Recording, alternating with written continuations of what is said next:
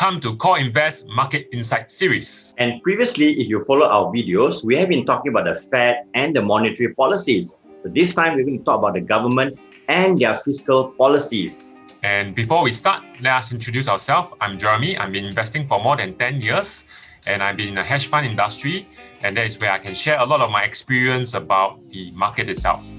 And myself, Wai Min, I've been in the corporate healthcare for 28 years. I've been doing investing for 20 years. And for the last 3.5 years, I've been doing full-time investing and also teaching stocks and options with Jeremy. So the disclaimer, all views and opinions are expressed in speakers' personal capacity, all right? Not a recommendation, is for education and entertainment purposes. All right? Please do your own due diligence and be responsible for any of your outcome.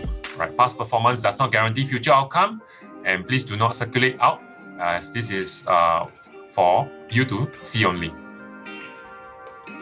Okay, in this video today, we're going to talk about the government and the fiscal policies. We'll be covering the US government and the Congress, how do they control the economy, the interplay between spend and taxes, as well as 2021 onwards, where are we heading to? So in terms of the US government and Federal Reserve, we always talk about the economy itself. How is it being pushed on? How is it being pulled back, right? So there's two things that are in place, which is most of the countries in the world will have. One is the fiscal policy, and that which refers to the government's revenue collection and spending decisions, right? That will be determined by the Congress and the administration.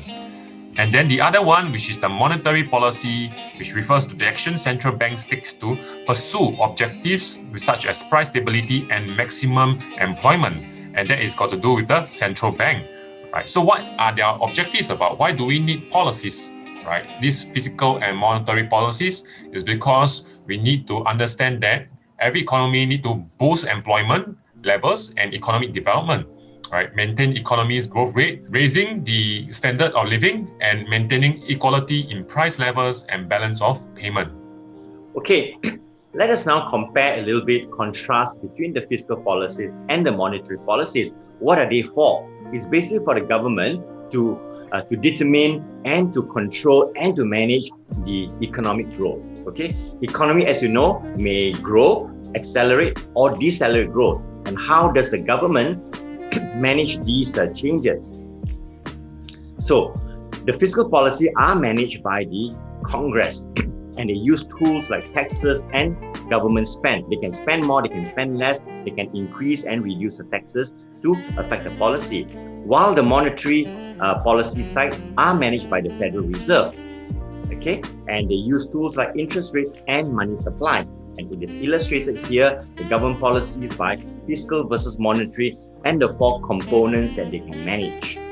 So these are the tools. All right. So as what Wai Min have shared for the fiscal policies and the monetary policies, why we want to use them is why the economy requires them is because it requires them to expand, right? To accelerate growth in the economy. So in terms of the fiscal policies, what the government will do is to increase the government spending and cut taxes, right? So these are the tools to increase the growth.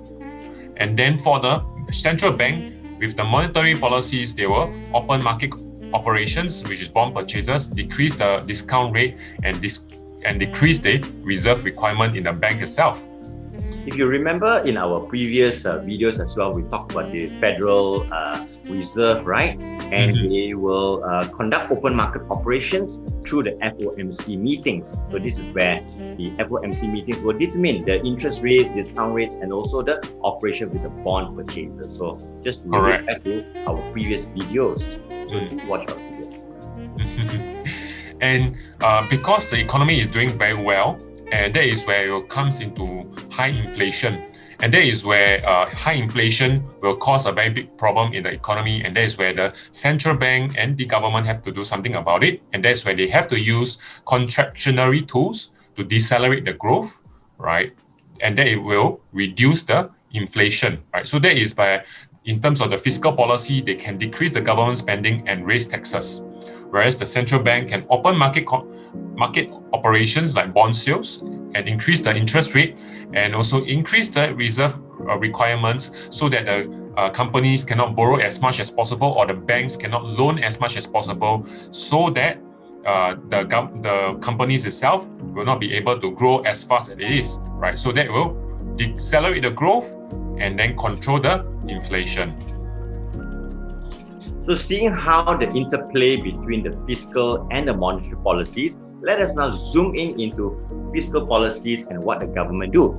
This nice comic depicts a little bit about, not a little bit, but basically what it does with the taxpayers' money, which is tax collected as revenue, and how does the government spend the money and where does it go to. So during the contractionary period and the expansionary period, as what Jeremy has already mentioned, basically again, using the tools of government spend and taxes. Remember the previous comic? Okay, taxpayers' money, taxes, and how do they spend money?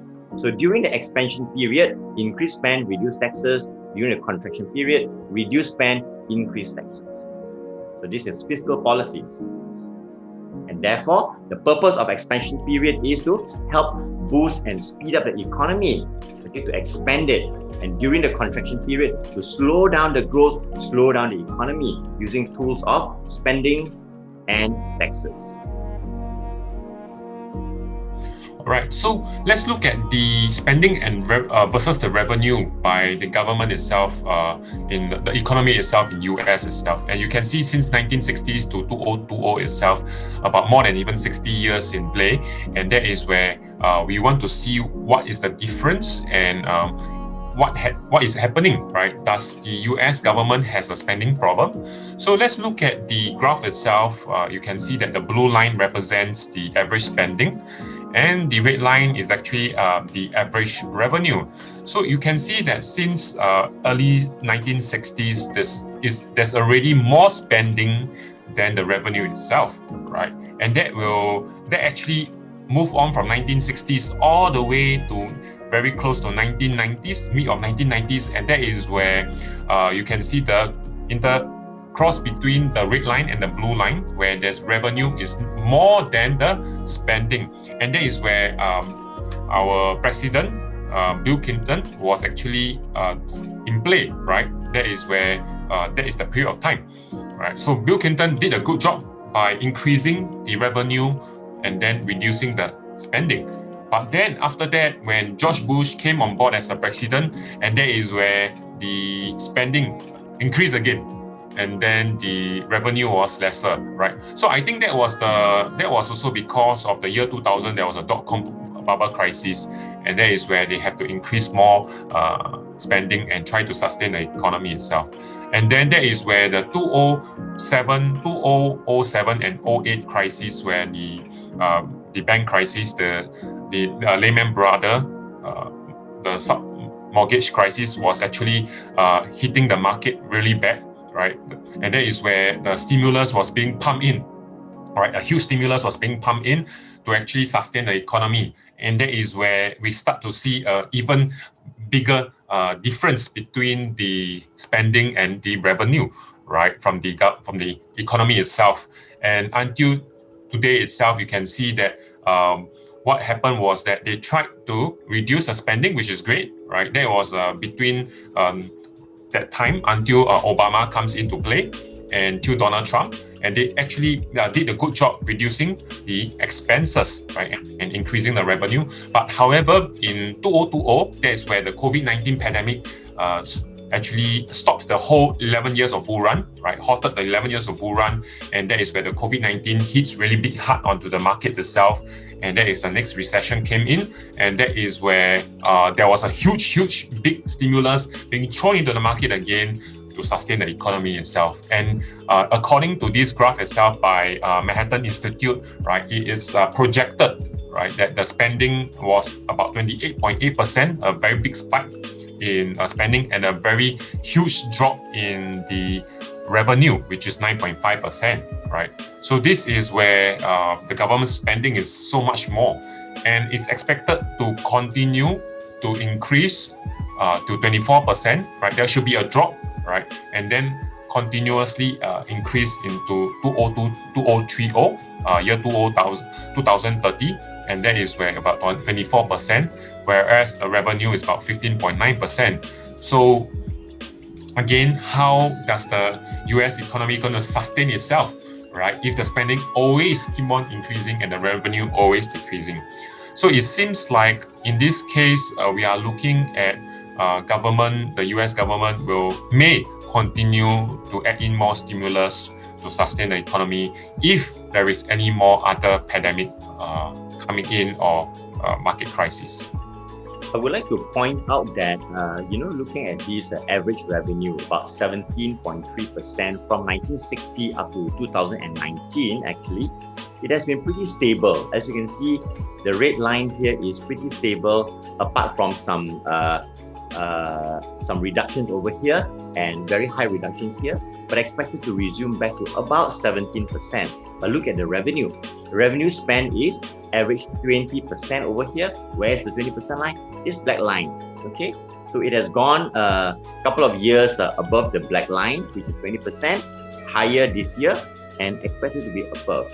So what is important actually to note that, as Jeremy has said, the bull run is still there, right? 11 year, 12 year now, and you look at this revenue and spend over here.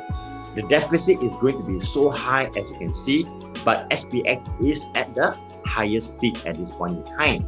So just bear that in mind. These 2 points will be discussed more about it, that SPX is the highest ever, Dow Jones as well, NASDAQ as well, but you look at the disparity of deficits over here. So do take note of that. Okay, so we have gone through a couple of points over the previous slide. So let us just summarize in terms of the fiscal and monetary policies. In fact, these are the 2 ways that the government helps to keep the economy on track, right? So they need to have the spend, they need to have the taxes as well as the balance over there, and managed by both the Congresses and the Fed respectively. How do they do that? 4 tools there: spending, taxes, on interest rates, as well as money supply from the sale and purchase of bonds. So these are the 4 tools that they can do by Congress and the Fed. And what are the goals that they want to achieve? Number 1, to have more employment, to reduce the unemployment, so that they can also manage the inflation and to have a stable economy. And most importantly is, how can the government help to end recession and to avoid them in the first place? Are we going into recession now? Well, let's see. Okay, so that is where we want to look at in terms of the world growth, right? We talk about the fiscal policy, we talk about the monetary policies, and this happens in every single country, right? So it's all about understanding the growth and also whether are they accelerating or decelerating the growth based on the policies itself. And let's talk about the 2 biggest economy itself, which is the US and the China. Right. So looking at the US economy itself, you can see that they are actually reducing their growth, and that is where they are looking at a 2%, near to 2% GDP over there. Whereas for China itself, they are also reducing their growth, but around 5 to 6% kind of a GDP over there. All right. So I think basically at this point of time, everybody is trying to survive through and sustain through the COVID-19 pandemic, where the vaccine is now being announced by Pfizer, Moderna, and things will get better soon, right? So we hope that they can start to accelerate their growth once things are more clearer in 2021. Yeah, normally for vaccines and pharmaceuticals, it takes a long time to get into the market. But now, due to the urgency and the need, they have accelerated that, and in fact doing human trials at the same time of using it for treatment. And in fact, many countries have already secured many of the vaccine doses. So question is then, where are we now? What do we do? Jeremy, what do we do now? All right, so I'm looking at the all-time high SPX, the top S&P 500 companies. They are all-time high, and that is where when prices are very high, because in terms of psychological point of view is that people are greedy, right? So when people are greedy, what I learned from Warren Buffett is that when people are greedy, we have to be fearful, And when people are fearful, we have to be greedy. So at this point of time, I'll be very fearful. Although I'm actually invested in the market itself, I would like to continuously look out for more informations from the economy itself, from US. Basically, Donald Trump has not really been given his position to the Joe Biden in January. So we have to look at this area, and as well as what are the different news and announcements from the economy. Basically, now people are talking about the next stimulus that is going to be in play, and constantly now Donald Trump is also U.S. economy is also going to look at how to control the China's investments, the ADRs in US. So there are many things in play now between the different economies, and this will affect our portfolio. So I'll be again looking very closely to the market, and then I'll collect profit when I see that there is a huge movement in the trend itself. So how about you, Amin? Yeah, looking back at what we mentioned earlier on just now, that at the moment SPX is highest, right? And start to be a bit more fearful there. And the government, of course, will be looking into more contractionary policies and tools over there to control the market and over inflation. And we know that year end is coming, window dressing time again. And what happened is that, expecting the market to be continually bull, there are a lot of small spots of opportunities, as you can see in the market. A lot of great opportunities in stocks as well. But just be careful, year end is coming. As what Warren Buffett says, we need to be a bit more fearful at this point in time. And there's a change in the government as well in the US. So things are going to be a little bit different when January comes, January 20, when the inauguration of the new president comes in. And we have to be careful and cautious about how we're investing. Okay, knowing where the economy is, the spend, the deficit is at a greater extent today compared to the past. New president is coming, year end, and just be careful and on what we're investing. So for me, I have already reduced actually tremendously my portfolio, and looking at lots of opportunities and restarting in January next year, 2021. And we hope 2021 will be definitely better. So how about everyone? Think about it, pause for a while and see how we look into our portfolio. As what Ray Dalio is doing, his all-weather portfolio, he has got about close to 400 stocks over there, how he rebalances. And also you look at Warren Buffett, he has actually changed his portfolio quite tremendously, what he reduces and what he increases. So take a look at what people are doing as well, the gurus out there. Right. So if you want to know more about understanding about how you look at your portfolio, talk about understanding about how the economy is and how you can leverage on options to actually help you to reduce your capital and then reduce your risk and increase your return, that is where we'll like to invite you to come to our workshop, and that is where you can sign up at the callhub.me/profits with options. Right, and then we have a free education on options itself, which is the Facebook closed group. So please scan the QR code, and we can actually add you into the group itself. Right. And of course, we have been continuing to do our video series. So these are the form video series, which are the market insights, the low capital investments, the sector analysis, as well as the mistakes and risk management. We do this on a weekly basis, alternating the four. All right. So please invest smart, simple, and safe way, and then reduce your risk, increase your returns, and we'll see you on the next one. See you and bye-bye. Bye-bye.